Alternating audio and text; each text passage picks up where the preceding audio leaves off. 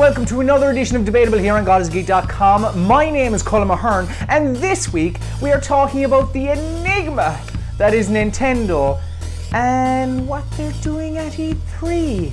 Or more importantly, what they're not doing at E3. To be asked at the dance is nice, but don't you want to be the most beautiful belle at the ball? If she's wearing some Louboutins and you're rocking a pair of Chuck Taylors, you're not even in the running for prom queen. Hell, maybe you're an individual and don't feel like you have to compare to your peers, but when those Chucky Tees are 4 years old, smell like a slurry pit, and have more unexplained holes in them than a popular Damon Lindelof TV show, maybe you should consider dressing up and standing tall next to your opposition. This June, the 20th annual Electronic Entertainment Expo will take place, the biggest trade show in all of video games. Both EA and Ubisoft have confirmed times and dates of their big media briefing events where we're destined to learn of the major delights that they have to show us, and Microsoft and Sony will be revealing when their conferences will be taking place over the coming weeks, maybe even days. And Nintendo? Well, they've announced that they're streaming a Nintendo Direct type thing called Nintendo Digital Event on Tuesday, June 10th at 5 PM BST. Last year, Nintendo decided to go down this route too. Rather than put on a stage show that would make Cher blush, Satoru Iwata stood against a wooden backdrop and showed off Donkey Kong, Mario, Pokemon, and announced Smash Brothers. This year, we're looking at something similar. We demonstrated last year that we are never afraid to reinvent a proven tactic, or to break completely new ground if we believe it will provide the best experience for our fans, followers, and partners. So, whether you're attending E3 in person or joining online, there's an amazing lineup of games, experiences, and events coming your way. Oh Reggie, how quickly we forget. Last year, breaking new ground was bucking the trend of doing a traditional E3 presser in favour of a pre-recorded video that wouldn't play for the majority of people for the first 5 to 10 fucking minutes. Nintendo's understanding of the internet has always been brought into question, but with their E3 2013 Direct, you'd think they would have had everything in order before going live. People were switching to the US feed, Japanese feed, United Arab Emirates feed, all just to find out what President Satoru Iwata was saying about Pokemon. I don't quite remember Sony or Microsoft having such hampering issues with the beginning of their streams. Nintendo's plan is to bypass the press and bullshit by delivering its digital event straight to its fans.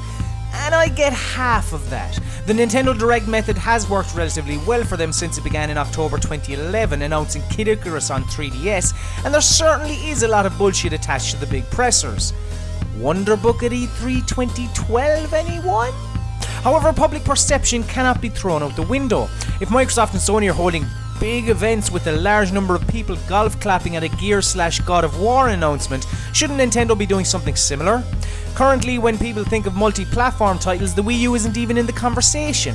It is its own entity, yes, which would be fine if people still held it in the same regard as its competition. And don't fool yourself. It doesn't matter how many Nintendo execs want to spin it, they are in competition with the PlayStation and Xbox. Another possible reason for Nintendo's reluctance to hold a presser is the potential cost. A Super Smash Bros. Wii U Invitational is being held at the Nokia Theatre LA Live in downtown Los Angeles during E3, and the venue holds 7,100. 16 of the world's best players will face off as fans can watch from the stands and cheer on the Wii Fit U trainer. She fucks Kirby up with her crouching tiger hidden kick in the face pose. Now, I'm no maths magician, but this can't be cheap. Actually, hang on.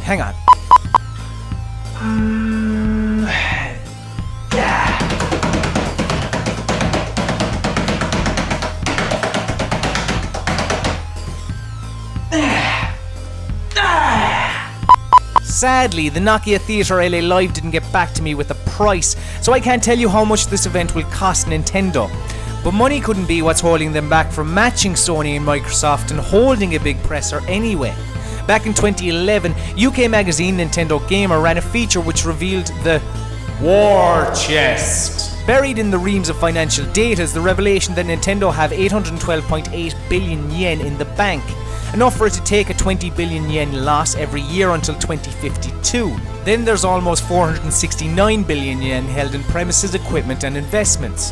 When that runs out, we're in the year 2075. By this point, they've got some of the most valuable intellectual property in gaming to sell off before the company goes out of business. Nintendo reported its first ever fiscal loss in 2012, yet returned to profitability in net and ordinary income in the fiscal year just finished March 31st. The 3DS is Nintendo's crown jewel as the handheld trampled on Wii U's numbers, selling nearly 14 million systems, in contrast to the home console's 3.45 in fiscal year 2013.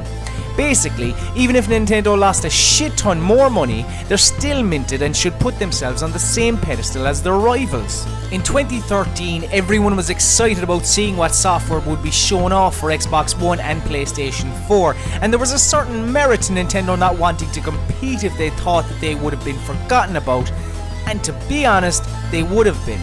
But this year, there's no excuse. All three consoles are on the market, and with some big announcements, Nintendo could, quote-unquote, win E3. Just think about it. A new Metroid, a new Zelda, and lo and behold, a new IP! I mean, what was the last one? Pikmin? Wii fucking Sports? Jesus Christ, that's a topic for another time. Why be content to get an invite? If you're planning to show up to the party, don't you want all eyes on you?